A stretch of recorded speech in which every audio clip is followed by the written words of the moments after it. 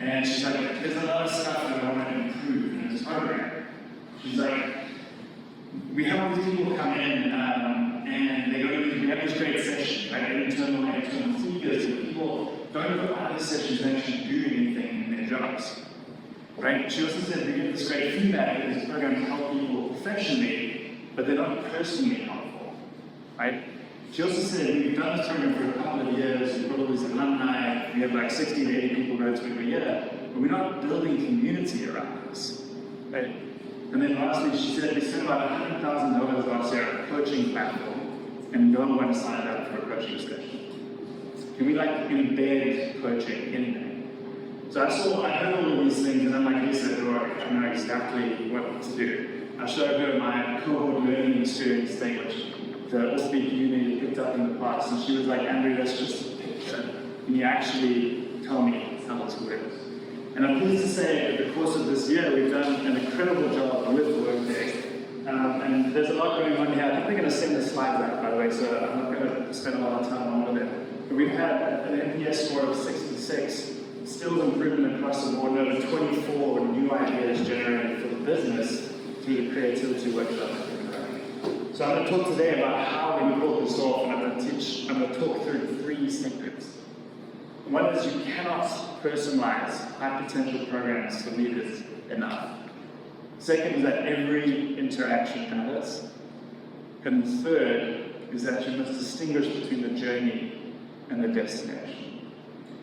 Alright, so when I was first starting out as a trainer back in South Africa, I was like obsessed with getting really good at this. So I would collect all those participant evaluation forms at the end. I don't know if any of you have done that before, and you take them on the flights on the way home, and I'm like, going through all the good feedback and looking for the stuff that I can do better. And early on, the thing that kept coming back for me was best summed up by this one guy called Tando. And Tando wrote in his feedback, he's like, Andrew was great, but he didn't remember my name. And I remember Tando. Like, he asked all these really good questions, and later in the day, I was trying to refer to him to a point he made, and I didn't know his name, and I was trying to embarrass him. And that infected his as well, his learning experience. And so I became obsessed with learning people's names. And so by the time I finished in doing this in South Africa, I had this like shit that I would go around the room and I'd name every single person. Because it's possible, right, if you actually care about it. So that's the first secret. Now, this is just one of the emails we send out to participants for each course that I showed you. And it's hyper-personalized. We do this for 80 people multiple times per year. Okay, every interaction matters. So this was earlier this year, a client where I said they had 3 topics they wanted us to cover, and they gave us 3 sessions. And I was like, I really want some time to do an onboarding session. If we didn't have that time, we had to run the cohort as is, and we almost won it. We got like a minus 30-something NPS for the first session because people just didn't know what they were getting into. They didn't know how to relate to their jobs. It was just not well set up. We somehow turned that one around, we got a chance to do it again, and we built a program that I'm way happier with. There's a lot of different touch points here. I want to talk about the kickoff call, because this is so important. Collecting information about people, about their goals specifically, ambitions, what they're trying to do in their careers, and then having a kickoff call to orientate, to give them the roadmap of what's to come, to set the expectations of what they're going to have to do, and to have them meet each other was so key. A program like this is a hell of a lot better. We can do that. Alright, and lastly, I took an online writing course in 2020 called Writing Passage. I don't know if anyone has heard of that.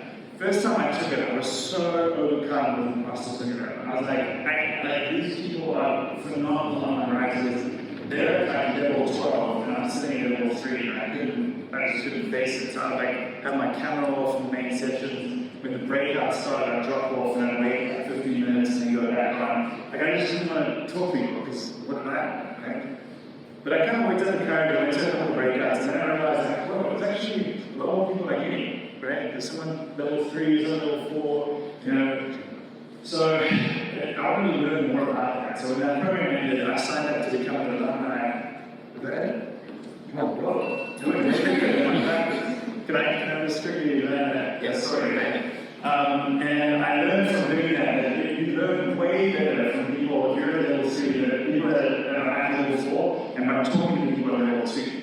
So you have to have both these kind of groups, and they're both do things equally well. Okay, so I'm asking you all, if you can personalize the programs even more, pay attention to every interaction, and design for both the journey and the destination, do you think you create a transformative program? Yes. Yes.